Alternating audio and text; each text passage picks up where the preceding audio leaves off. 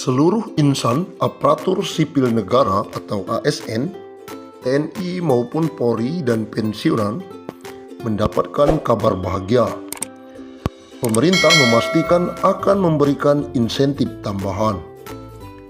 Insentif yang dimaksud adalah pencairan tunjangan hari raya atau THR yang akan disalurkan sejak H-10 sebelum perayaan Hari Raya Idul Fitri. Bukan hanya itu, mereka juga akan diberikan gaji ke-13 sebelum tahun ajaran baru.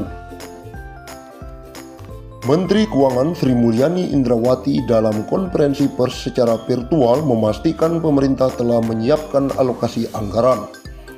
Besarannya bahkan mencapai 30,8 triliun. Untuk ASN, TNI, Polri, DIPA-nya 7 triliun. Untuk ASN daerah dan P3K dialokasikan sebesar 14,8 triliun. Dan untuk para pensiunan dialokasikan anggaran THR sebesar 9 triliun, kata Sri Mulyani akhir pekan lalu. Adapun THR yang diberikan pada tahun ini mencakup komponen gaji pokok dan tunjangan melekat. Tunjangan yang dimaksud antara lain tunjangan keluarga, tunjangan pangan, dan tunjangan jabatan atau tunjangan umum. Sementara itu, Bendahara Negara juga memastikan pemerintah akan menyalurkan gaji ke-13 bagi para abdi negara. Insentif yang kerap diberikan setiap tahun ini akan dikucurkan pada Juni 2021 mendatang.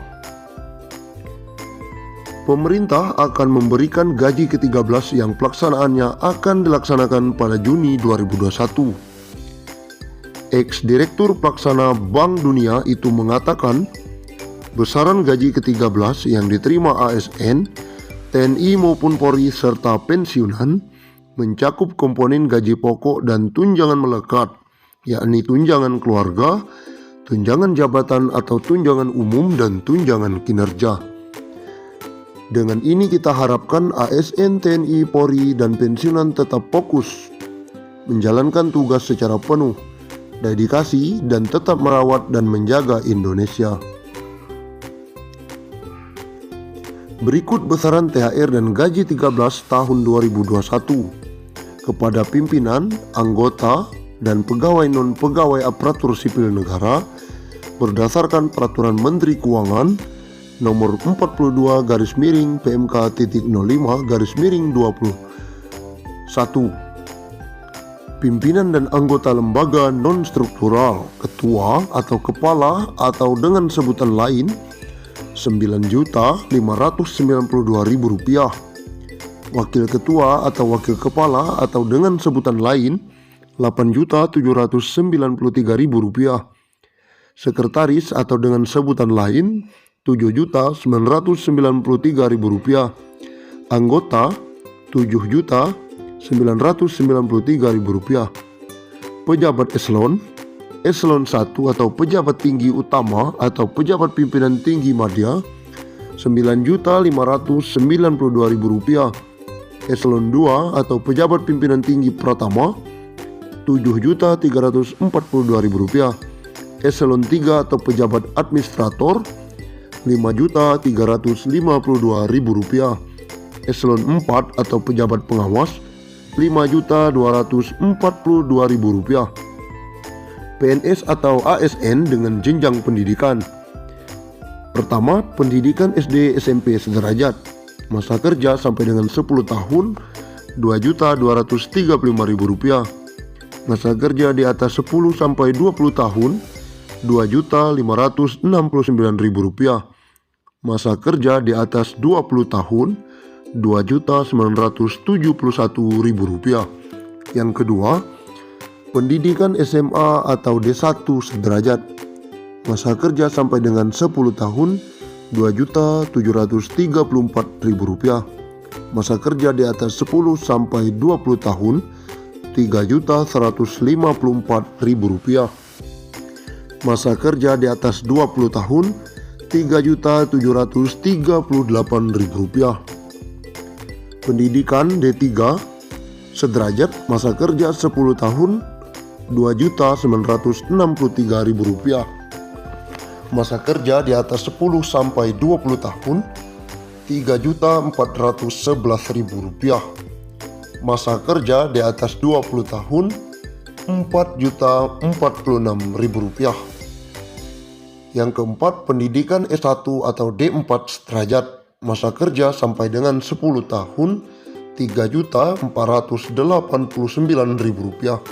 Masa kerja di atas 10 sampai 20 tahun Rp4.043.000. Masa kerja di atas 20 tahun Rp4.765.000. Yang kelima, pendidikan S2 S3 sederajat. Masa kerja sampai dengan 10 tahun Rp3.713.000. Masa kerja di atas 10 sampai 20 tahun Rp4.306.000. Masa kerja di atas 20 tahun Rp5.110.000.